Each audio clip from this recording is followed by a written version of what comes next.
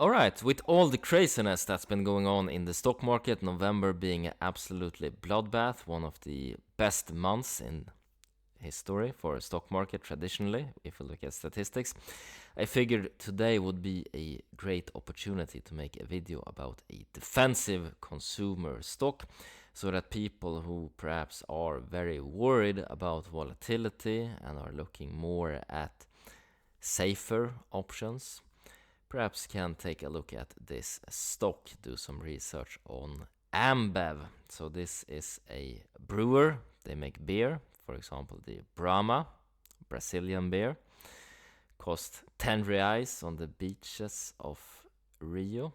So Copacabana, they sell you this, the vendors, 10 reais, $1.85. They sell a lot of beer, quite popular in Brazil.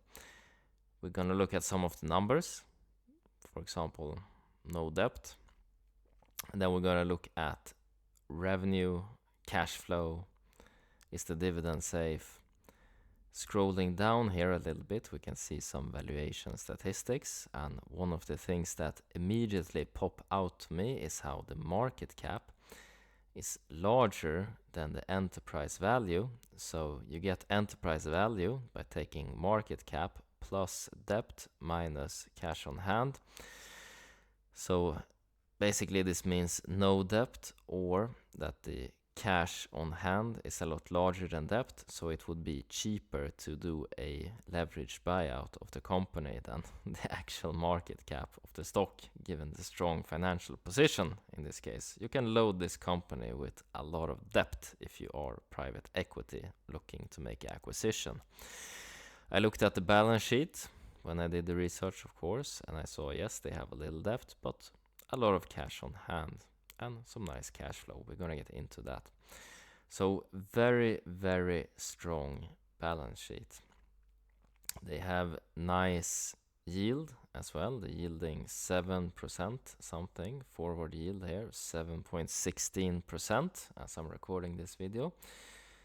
And as you can see from stock price year to date, it has performed very well compared to riskier stocks right now that has gone down as of late. We can see that this company has held steady. And if we zoom out, we can see that not a lot has happened. It has traded very sideways for quite some time. But this is okay with a yield of 7%. So paying out 7% to owners every year, that's one of the ways to get value from emerging markets. This company, ABEV, they operate in Brazil.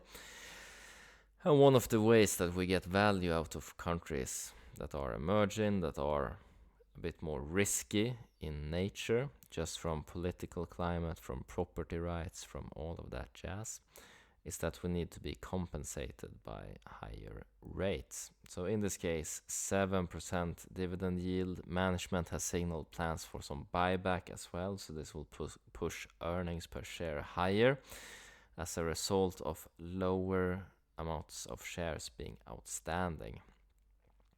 So the company is in quite the strong position financially, you could say, almost fortress balance sheet in this case. But how come then that this stock is trading at the price to earnings ratio of 13? Well, it's the growth. We can look at the income statement here. So this is in Brazilian reais. On the annual basis, we can see that it has grown slowly, not super fast by any means. You can see from 2022 to 2023 basically being stagnant. From 2021 as well, there's been a lot of money printing going on in Brazil. So yes, revenue has increased, but adjust this for inflation, adjust this to American dollars, and it's going to paint a different picture than just looking at these numbers in reais. This is important, currency in BRL, Brazilian reais. And you see that this is basically a slow to no growth company, going extremely slow and just paying out the profits, trading sideways, more of a defensive stock. And it's not like the Brazilians are gonna stop drinking beer anytime soon. Brahma, very popular brand, as mentioned, I've tried it myself. Tastes just like any other light lager.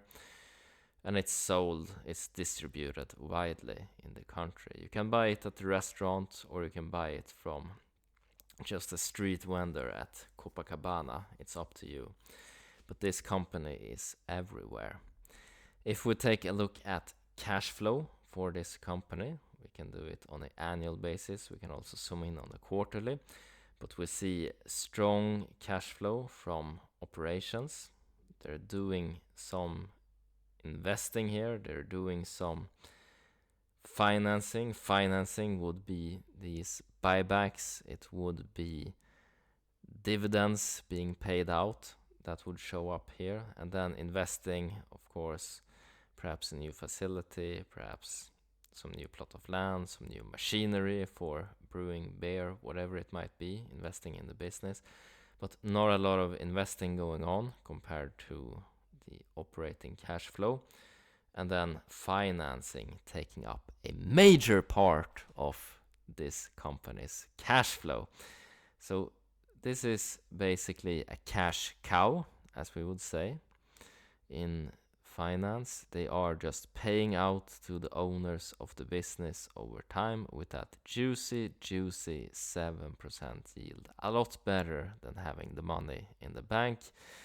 In a bull market, that's not fantastic by any means. Nowhere near the returns that you get from growth companies. But in a bear market, then it ain't too bad, getting some good cash to that bank account with limited downside risk. It's extremely hard to go bankrupt without debt. That's just, obvious, completely obvious. But this is the kind of defensive company that investors who are more worried about volatility, who can't sleep at night if they see their investments go up and down a lot, might consider doing some research on. Of course, you have the exposure to the Brazilian market, which is inherently risky. But once again, defensive consumer brands, strong balance sheet, cash flows, paying out. It's looking okay in the numbers. If you are looking for another defensive company in the European market, you can look at ABEV, for example, the Norwegian oil producer. There's a video on them on the channel as well that you can look up. Then you don't have that emerging market risk, and it's going to be even more defensive.